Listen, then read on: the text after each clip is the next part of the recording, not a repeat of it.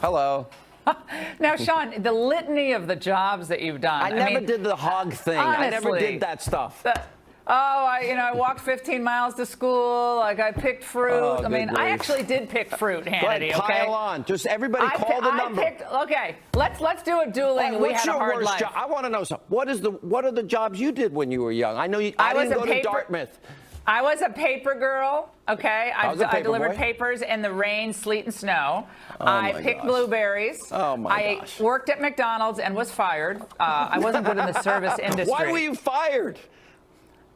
Someone locked me in the freezer once, and They locked you in the freezer? What does that have to do with anything? Well, it ended up in a fish fillet sauce fight with the guns, and it didn't work out so well. Oh, my so God. So that's what happened with Are me. you serious? I'm not talking to you. The fake news awards were great, though, tonight. You got to admit. Oh, hilarious. Oh, my gosh. Sean, thanks so much, as always. Have a great show. All right. I'm Laura Ingraham, and tonight the Ingraham Angle comes to you from Las Vegas. We're going to hammer away at the police stonewall over the worst shooting in U.S. history that happened here last October. And we're going to ask some basic questions that are still hard to find answers for.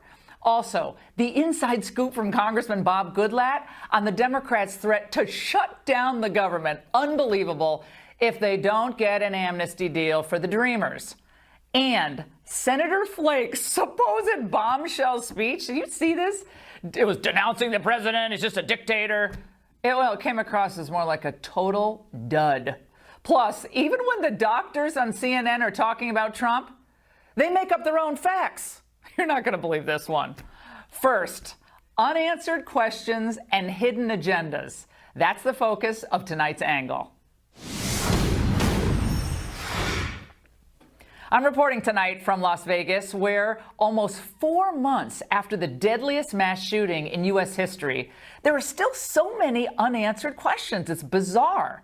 We made repeated requests to Vegas PD for one law enforcement representative to update us on the investigation on air, of course, into killer Stephen Paddock, and they provided us with only this. It's a terse email from the public information officer, Laura Meltzer, that reads in part, no one from the LV MPD will be participating in any interviews about the 1 October incident for the Ingraham Angle. Oh, thanks. Well, while some new information has trickled out over the last few days, I'd say most of it, when I really read through it, culled through it, only raises more questions.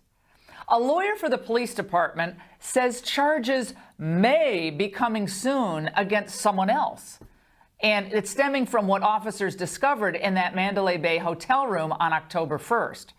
Remember, inside they found Paddock dead, his 47 guns, thousands of spent cartridges and other equipment. He had all those bags that he somehow was able to get into the hotel by himself. His girlfriend, Mary Lou Danley, you see her there, who claims no foreknowledge of the shooting spree, has admitted now that her fingerprints are probably on some of the ammo because, get this, she helped load the cartridges. I have other information on her, too. You're not going to want to miss that coming up. Federal court documents that were just made public because the press was pressing for them revealed that the FBI, as early as October 6th, that's just 5 days after the shooting, believed that Danley was the most likely person who aided and abetted Stephen Paddock. So where is she now? Why don't we have more information on this woman? And why were they so eager so early on to say Paddock acted alone? After reporters pressed for the contents of search warrants in the aftermath of these killings, the federal government did release 315 pages of material in the last few days. But the Las Vegas Police Department has basically gone radio silent, citing concerns about the ongoing investigation. Well, now a federal judge is mulling the request from the Associated Press and the Las Vegas Review-Journal to force the release of search warrant affidavits and other evidence, such as inventories of what was obtained from their searches. Very important. There are many questions that remain unanswered. The Paddock home was ransacked before authorities could return. That was on October 10th. Again, why wasn't that locked down? And what happened to Jesus Campos, the Mandalay Bay security guard who exchanged fire with Paddock and was injured? We saw him on Ellen once and then never again.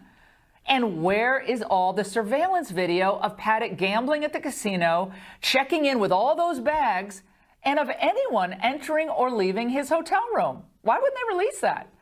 And why, given all that we're now learning, again, were authorities so quick to declare this a lone wolf shooting with no accomplices? Right now, we believe it's a sole actor, a lone wolf type actor. It was a sole shooter. There is no further threat that we're aware of, no immediate threat. I want to emphasize we believe Paddock is solely responsible for this heinous act.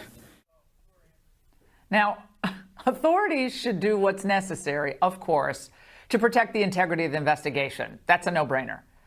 But they've gone in the other direction, I think, trying to lock down as much information as possible. They're extremely defensive over there at the Las Vegas Police Department, and we're big supporters of the police, as you all know.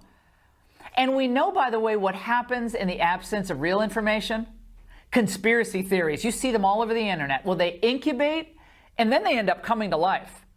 Distrust and resentment builds among the public and, of course, the victims' families. We're going to hear from one of the shooting survivors coming up. But that absence of information, the vacuum, it's totally unconscionable. The biggest, the worst mass shooting in U.S. history. Now, the same game of hide the ball happens in politics as well. We've seen scenarios where both government bodies and journalists end up revealing or reporting only part of the story. Of course, the part that they need to advance their own agendas or cover, or cover their own posteriors. The public's interest isn't served in either case, either when the government does it or when journalists do it. Now, look at what the press has been doing just in the past week. Okay, they've been fat-shaming Donald Trump. Can you explain to me how a guy who eats McDonald's and Kentucky Fried Chicks and all those Diet Cokes and who never exercises is in as good a shape as you say he's in? Too much McDonald's, too many burgers. Do you think it was problematic? And he's borderline obese. Can you characterize that as excellent health? Do you take a waist measurement for the president? His weight, I think he said 239, right? I think it's just shy of obesity. And speaking of waists, while they're trying to push the narrative that the president is physically unfit for the office or mentally unfit, they keep insisting that he's a racist. That's the other stunt they're pulling. All the while, they advance countless, nonstop, such emotional immigration sob stories. You have this Christmas, which I guess in the back of your mind you're thinking, well, this is the last, at this point in time, Christmas with my husband, who's about to have to go to Mexico. What did you do with your family? Oh, by the way, that went on for about 10 minutes. How was your Christmas? How do you feel? Those types of really hard-hitting interviews. I have a question for CNN. Have they ever done such an empathetic interview with victims of illegal immigrant crime? Or maybe an expose of the American workers displaced by cheap immigrant labor? I mean, I don't think I've seen interviews with presidents or heads of state that went on as long as that interview. We just saw a tiny snippet there.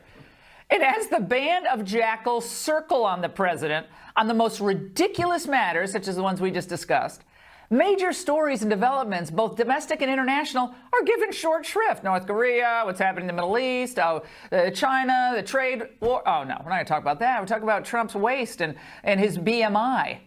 Well, no wonder a recent Pew survey indicates Americans think that they have the most biased media in the world. Only 21% of Trump supporters think the U.S. media is fair. I can't believe it's that high. And only 55% of those opposed to the president think the media is fair. I've seen worse polls than that. By the way, who are the new John Chancellors out there? David Brinklings? Peter Jennings? Remember them? They actually reported on real stories. It wasn't all about them and making their moment in the press. Of course, our own Bret Baier. He's a respected professional who plays it down the middle. But other than Bret, who else is out there? At the same time, our government, both the executive branch and Congress, they hide too much from us as well. To all those senators resisting the Trump agenda on trade and immigration, for instance, what are the big donors demanding? And how has that changed your public position on these major issues? Isn't that something you'd like to know? And who actually writes these bills that are hundreds and even thousands of pages long and that are filled with all sorts of goodies inserted at the last minute? Are these like 24-year-old staffers? Are there other people? I mean, is there a collaboration of people who sit around writing this junk? This is the swamp at its worst. No wonder they don't want us to know what's going on. And as for the White House, I'd say open up as much as you can without hurting the delicate process of governing. The BSH, before S-hole meeting, I like to call it that way, that Trump had with those congressional leaders on immigration, that was excellent. And I hope we see more of that. The American people want facts, and they want answers, not the big brush off, especially from those entrusted to serve the public good, whether it's the police, the federal government, and public servants and the press. They call themselves public servants too. At the same time, many people, I guess they probably want to hear less from politicians, certain politicians like Jeff Flake or Cory Booker, whose pitiful preening before the cameras reminds us of why we elected Trump in the first place. And that's the angle. Let's turn now to the biggest story back in Washington, the Democrats' threat to shut down the government if they don't get a DACA deal giving amnesty to hundreds of thousands of dreamers. My first guest was in that infamous meeting last week when President Trump rejected that weak Gang of Six plan and allegedly uttered the horrible S word. This lawmaker has also offered his own DACA plan that is strong on border security and immigration enforcement, and the president and the White House complimented back on January 10th. We welcome the chairman of the House Judiciary Committee, Bob Goodlatte, in Washington. Congressman, great to see you. I know you weren't at the meeting today that General Kelly had with the Congressional Hispanic Caucus, but he did have some interesting things to say, and I want to play a soundbite for you. This was General Kelly on Bret Baier tonight. Let's watch. There's been an evolutionary process that this president has gone through as a campaign, and I pointed out to all of the members that were in the room that they all say things during the course of campaigns that may or may not be fully informed. But this president, if you've seen what he's done, he has changed the way he's looked at a number of things. Campaign to governing are two different things. Okay, when we hear words like evolve, Congressman, a lot of Trump supporters get nervous on issues like the wall. Mexico is supposed to pay for it. Where are we?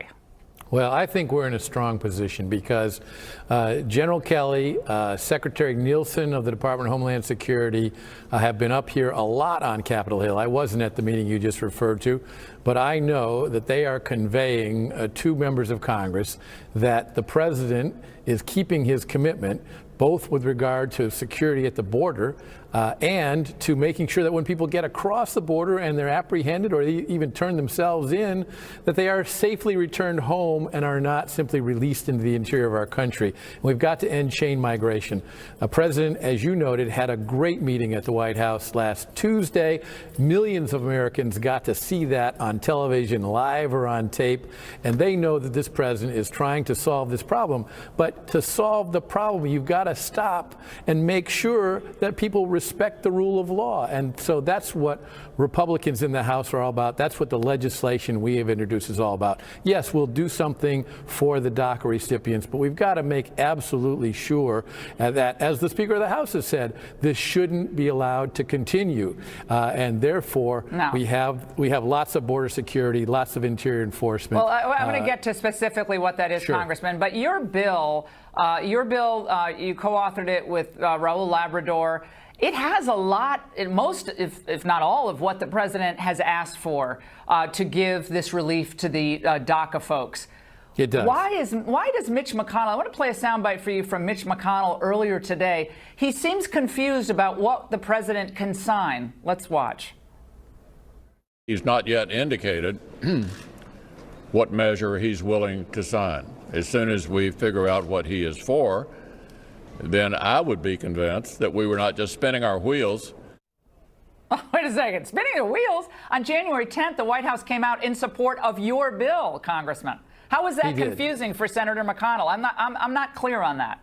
Well, I think it's very important that the House pass this bill so that the Senate sees that there is strong support for addressing DACA, but making sure that we have strong borders and making sure that our laws are respected. Yeah, but That's really what this is all Congressman, we about. know all that. Well, why won't Paul Ryan bring this bill up for a vote? That would give this whole conversation a lot of momentum, don't you think, and take the wind out of the sails of all these open borders types who are saying, oh, Trump's a racist. Trump doesn't want to help these people.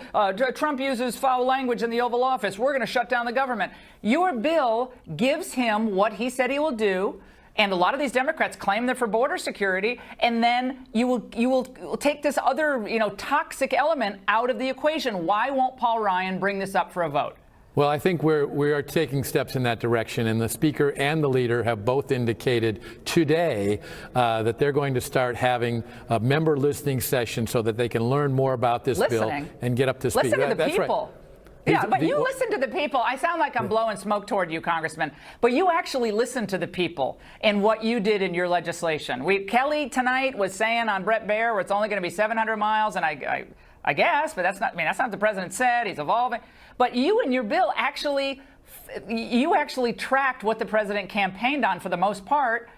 With the DACA piece that he didn't campaign on, but I think the president has shown that he's moving to compromise, and all the while Jeff Flake goes out there today, calls him essentially Stalin. Lindsey Graham's leaking elements of that meeting. I think the negativity is coming from the same crowd that almost drove us into the ground back in 2013 and 2007 with a Gang of Eight and those other amnesty attempts, and I don't like that one bit. No, neither do I. And that's why we're pushing hard for this bill. And that's why I think things are moving in the right direction now. And yes, we have to get the leader to bring this bill to the floor of the House. He better do it. We absolutely have to do it. We also have to get the members rallying behind it. We've been working hard on this bill for months. Now we're educating the members about what exactly is in this bill. And your viewers can help by letting members of Congress know that they want to see these important security measures brought to the floor of the House for a vote. Ending chain migration, ending visa lottery. That we got people in the Senate now want to just move the deck chairs on the Titanic and give all the visa lottery slots to the temporary protected status people from hurricanes that happened decades ago, correct? That's correct, and we absolutely cannot do that. The House will not do that. That's just absurd. It's a non-starter. So I don't think the Senate will after all things are said and done as well. I think there are many senators who are very gun-shy about that approach. Congressman, we appreciate your joining us tonight and explaining this to us, and I think a lot of our viewers, my listeners on radio, they are jacked up about this, and they know what Flake was up to, and they know what Lindsey Graham was up to, and they're not going to tolerate. That's nonsense. Thank you so much. And by the way, we're live in Los Angeles tonight, and we're going to seek answers to many of those questions surrounding last October's mass shooting. We have new developments. Mark Furman and a former Las Vegas police lieutenant are here to help us break it all down for you. Do not go anywhere. Solution from Hair Club. Call now.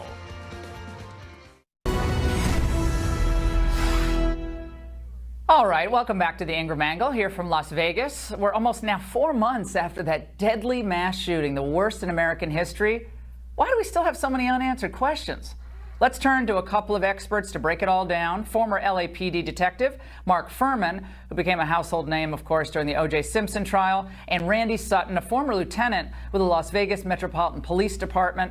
Great to see both of you. Mark, let's start with you. It is 4 months almost since the shooting, and we're now only hearing that they might be charging another individual after we've heard almost nothing from the Las Vegas Police Department, and after the press had to press for a lot of these documents to be released. What's going on here?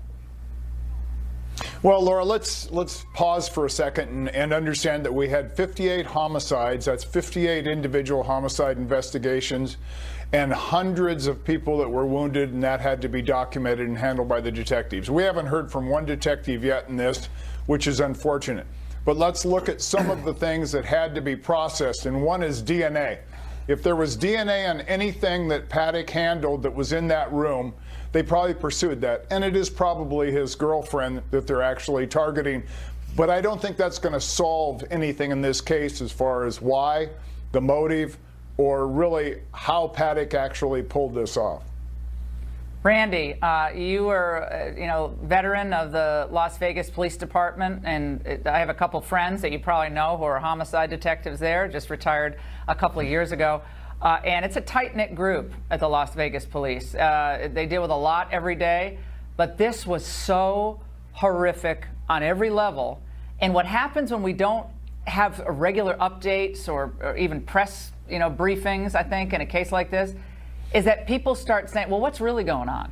Well, why aren't we seeing, where's the video of Stephen Paddock checking into the hotel? I've been asking this question. My producers laugh at me because I ask the question every day. Where's the video of Stephen Paddock checking into the hotel? Nobody ever gives me an answer. Well, there's a lot going on here, and one of the things that you've probably heard and has been inexplicable to me is that when Metro took on this investigation, and the scope of it, of course, is huge, for some reason a decision was made to relieve the homicide unit of this investigation and give it to a rather innocuous unit that handles officer-involved shootings. So that's one of the major questions that I have had. And here's the thing: the initial law enforcement response was amazing. The courage that these officers showed and the dedication that they showed was absolutely stunning. But then you have this media blackout, as you have termed it, and it's very difficult to understand. It's a little inexplicable to me how the sheriff has not been keeping the public abreast of this situation. I know you're not going to say this, but Randy, did they screw up, or are they worried that Vegas? I mean, it's a place that survives on tourism. People have to feel safe. They have to feel like when they check into a hotel, there's not a guy checking 10 bags with thousands of rounds of ammunition who's going to be in the next hotel room. And I get these casinos. They want to be thriving and hiring people. I get it. But I find this to be really odd and frankly infuriating that we got the big brush off from the police today. We're big supporters of the police. We got a big brush off. No, we're going to talk about. What do you mean you're going to talk about it? We're not asking you to compromise the investigation. Why do we know so little about his movements inside that hotel? And no one ever went inside the hotel with him? No one came in and out? No maids? They never, where's that security guard? He was on Ellen, for goodness sakes. He did one appearance on Ellen because she has some deal with the Mandalay Bay Hotel. Well, there's no doubt. Well, first of all, did the police screw up in this? No, they didn't. They've handled this investigation at the initial outset with the professionalism that one would expect. However, when you talk about giving the responsibility of this investigation to the proper authorities, well, that would be the homicide unit. That's what they do. Those guys are great. I know those guys. They're great guys. So, I got to get firm. I got to get Furman in on this. Mark. Okay. I don't. I'm a big supporter of the police. Everyone knows that. But this was we have 58 Americans dead. We had 498 injured, and we're monkeying around with we're not going to release this search warrant. We're not going to release that search warrant. Apparently we have one woman who got paid money while this thing was happening. He wired her money. She deleted her Facebook account, Mark, before his name was even released to the public. She's deleting Facebook accounts. That is odd. Well, Laura, Randy is absolutely correct. I think it's a slap in the face of the homicide detectives that do this for a living, an officer-involved shooting team. They also deal with deaths, but it's usually involved with officers. And I'm sure that the thought process was that they handle a lot of ballistics and a lot of tracking the path of bullets, and they'd be better handled or better, informed to handle this since the shooter is dead. That being said, the one thing I didn't like about this investigation is you had too many heavies, too many chiefs, too many from the big tower talking in these press conferences instead of the people that actually do this for a living. I think that's one of the things that became a mistake, that now we don't have that information. We also have civil litigation. We have hundreds of civil lawsuits that are undoubtedly looking at in the city of Las Vegas, Mandalay Bay, the police department, even though I believe, just like Randy, the police department did nothing because they had such a small window to actually act And I think they did it, as he's put, bravely and heroically, and they actually closed as fast as they could with the suspect. But Mandalay Bay and Las Vegas and an elected official that's handling the investigation, a sheriff, I think there's a lot of unsaid politics going on here. That Bingo. Follow the money. I believe they're just slowing it down. Follow the money. There's no doubt in my mind. There's no doubt in my mind that the Mandalay Bay is one controlling the information flow. Well, especially when it comes to their employee, Campos. I mean, he disappeared after appearing on Ellen. That was very contrived. He's on Ellen. Yeah. We're gonna continue with this. We're not done with this story, by the way. Later on, we're going to speak to a survivor of the Vegas shooting, guys, who has his own questions for the police department there. You're not going to want to miss that. Can you imagine if you were either injured or you lost a family member, you're still not getting answers? And back in Washington, Senator Snowflake, he gave his big speech blasting the president today. Everyone yawned, tumbleweeds blowing through. But Disturbin' Durbin and CNN were there. Our message for them next. Dealers near you at cargurus.com.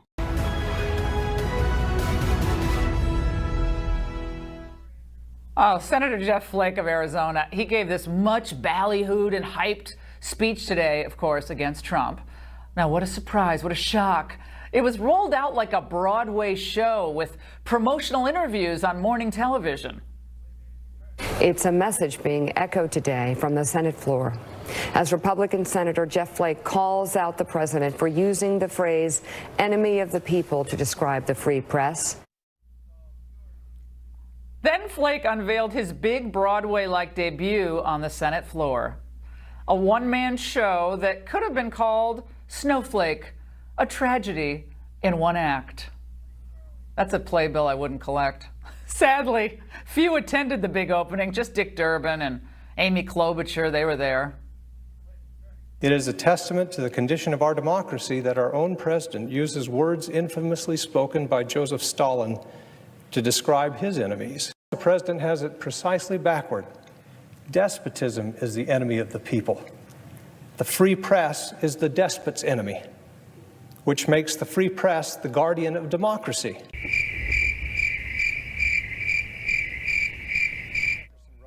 Huge response at the floor of the Senate.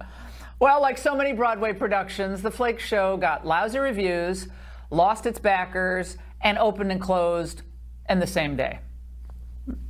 That's showbiz. Joining us now from California is Victor Davis Hanson from Stanford University, and he's the author of the new book, The Second World Wars, How the First Global Conflict Was Fought and Won. VDH, great to see you. The Flake Show, opened and closed in one day. Can you imagine? Joseph Stalin and the president. Take it away. Yeah, we have it's sad. He's become a tragic comic figure. We have a mass murder of 25 million people that destroyed the Russian people compared to an elected president. And if he really wants to be historical, we've had examples in our recent past of presidents that overstepped and went after the press. The FCCA was formed under Roosevelt in part to monitor radio stations, to silence them. He went after the Hearst family. He went after the New York Times. And Barack Obama, we forgot, Eric Holder's Justice Department went after 20 AP reporters. They jailed a video maker. They went after Fox News' James Rosen.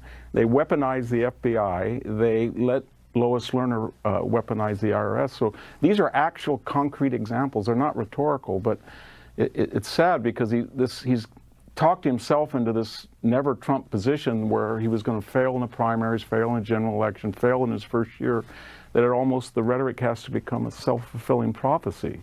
And it's not going to happen. And then the other argument is that he's saying, well, even if Trump's Reagan-esque message is conservative and it's good, his fingerprints so taint it that I can't accept it. But that would imply that Trump is doing or saying or acting things that we haven't seen in presidential history. But if the news coverage was 90% negative about LBJ, we would hear that he exposed himself to his aides, and we wouldn't hear anything about the Civil Rights Act. Trump hasn't even done anything remotely near that, or JFK. No, they're deranged. The virgin, the presidential Victor, bed. they are so deranged at this point. I mean, and they're questioning Trump's mental fitness.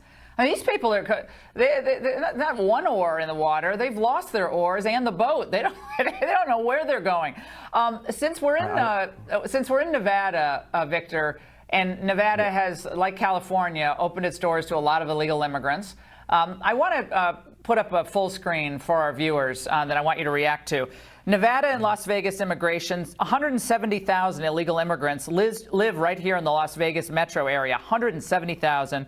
Nevada illegal immigrant population is 4.5% more than the national average, and illegal immigrants account for 35% of the foreign-born Las Vegas residents. Back in 2009, Victor, the last time they were tracking the actual cost of illegal immigration to Nevada, it cost the taxpayers, according to the group FAIR, $630 million. 9 years later, that figure is exceedingly higher.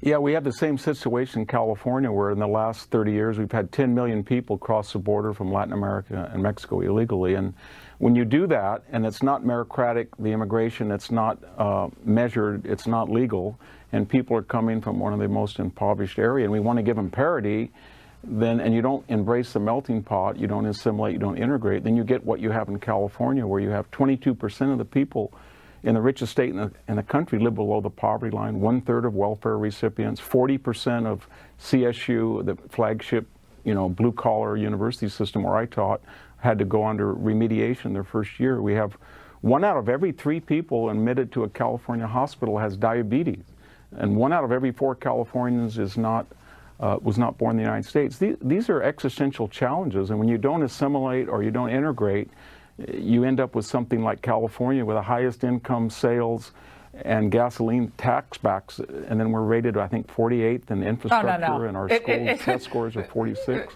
Victor, it's not the like we were Midas just touch. No, Victor, I know you live in the Central Valley of California, which is, agricultural land and a beautiful place. That's been transformed, as much of California has been. It's a beautiful place. Love the state. But you should have seen the footage we were just showing. It doesn't exactly look like what the Beach Boys were writing about in Surfing USA. So one more question for you. When you think about Jeff Flake, just tying it back to the immigration debate, why should Donald Trump in any way debate in his own mind, gee, I'm going to do a deal with Durbin, Flake, and Graham, after what Durbin has said about him, Trump's a racist, and what Flake has said about him, Trump's Joseph Stalin. So now they're going to try to guilt Trump into doing a deal with those characters? No. It's madness. No, he shouldn't.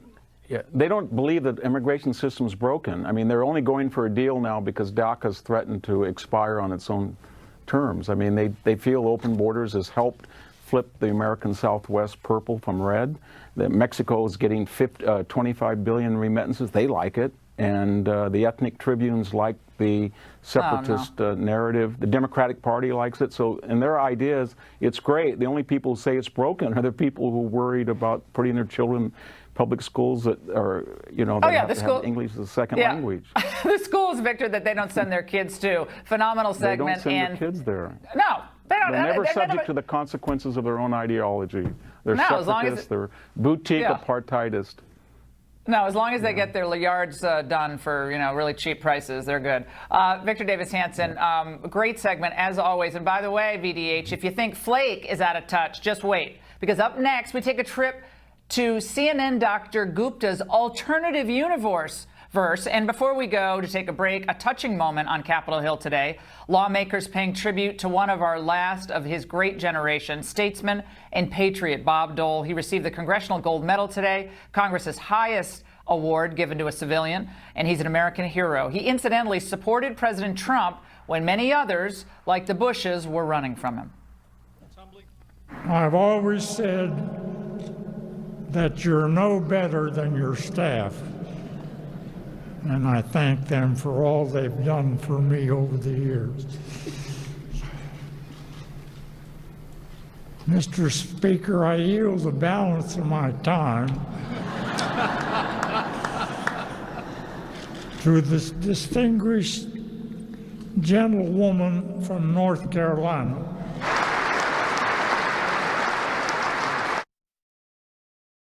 At Planters, we put fresh roasted flavor into every can, which has its